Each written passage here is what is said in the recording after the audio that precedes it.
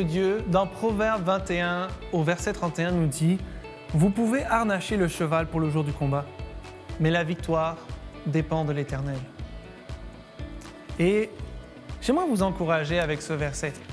Souvent dans nos défis, souvent dans nos épreuves, souvent dans nos temps peut-être plus difficiles, notre premier réflexe, c'est de préparer à surmonter le défi, préparer notre parcours pour gravir et passer au-delà de la montagne. Et c'est super bon.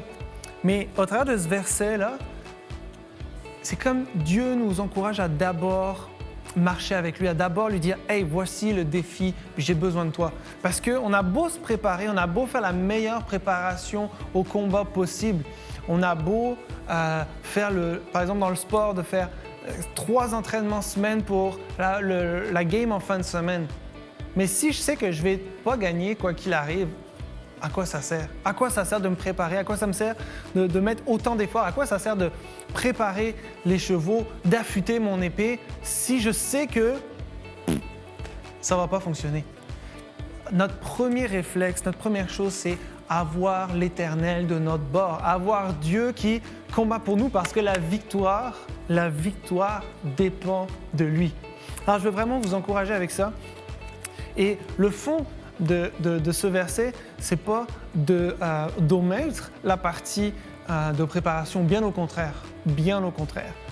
Mais c'est de ne pas agir avec précipitation, de d'abord mettre Dieu, la préparation.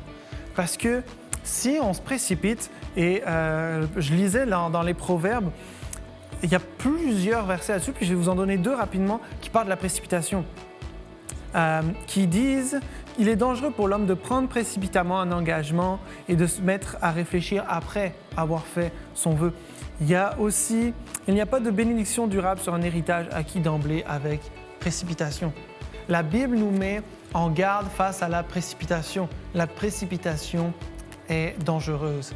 Alors, je veux vraiment vous encourager à, qu'importe ce que vous allez traverser cette semaine ou plus tard, les défis, les épreuves, mettez d'abord l'Éternel en premier, car votre victoire en dépend.